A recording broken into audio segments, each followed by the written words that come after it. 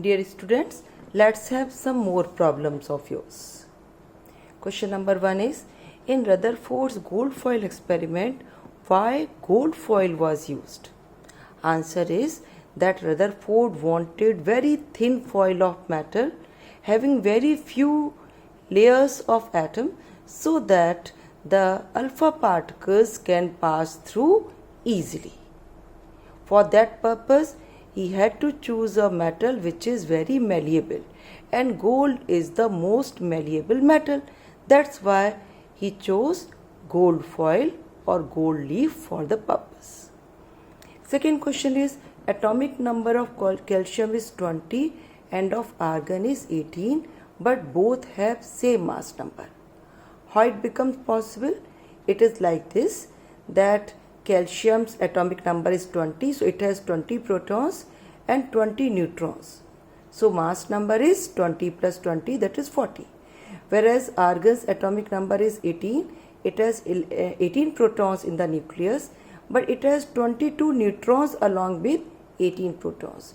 Therefore, mass number is 18 plus 22, that is 40. Both have same mass number. The question is, what are such examples called? Such examples are called isobars.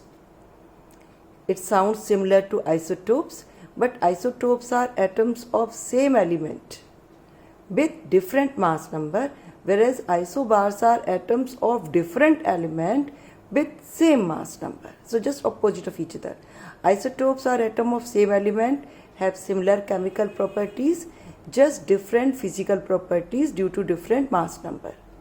But isobars have neither similar chemical property nor the similar physical properties because they are atoms of different element. Only their mass number happen to be same.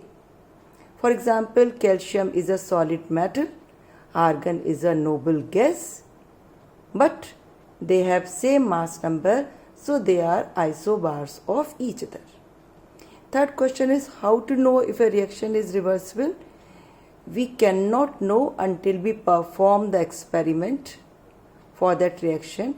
By just reading the reaction, only the sign of reversible says that reaction is reversible. So if there is a sign of reversible between reactant and product, then we can understand that reaction is reversible. Like if we heat magnesium oxide or mercuric oxide, it breaks into mercury and oxygen, so there will not be a sign of reversible because it is not a reversible reaction. But if we write reaction between nitrogen and hydrogen to form ammonia, then we put the sign of reversible because this is a reversible reaction. Why mass of neutron is slightly more than proton? Because one neutron is made by combining one proton and one electron. Charge of one proton and charge of one electron get cancelled because it is equal and opposite. So neutrons are chargeless or neutral. But mass of electron is negligible, not zero. So that brings that slight change in the mass of neutron. It becomes a little more than proton because it is having mass of one proton as well as mass of one electron.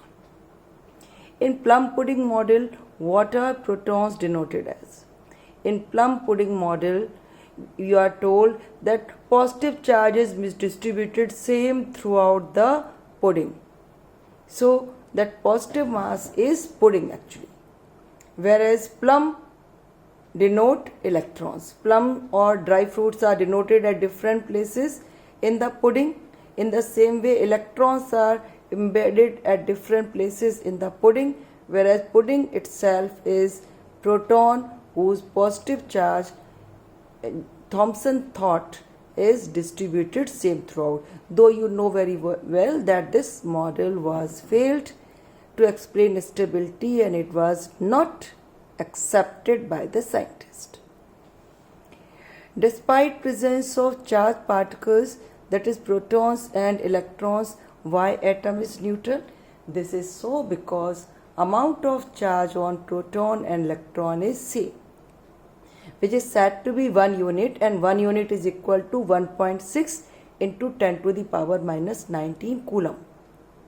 So whether it is hydrogen having one proton and one electron or any other element, number of proton and number of electrons are same.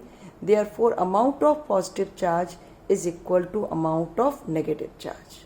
So the total charge of the atom is neutral. Though proton and electrons are separated, protons in the nucleus, electrons in the orbit. So protons retain their positive charge, electrons retain their negative charge, but in total the charge of atom is zero and it is neutral because it has equal amount of positive and negative charge. Like in oxygen, 8 unit positive charge due to 8 protons and 8 unit negative charge due to 8 electrons. So oxygen is having 8 unit positive charge, is having 8 unit negative charge, but it itself is neutral. That's all.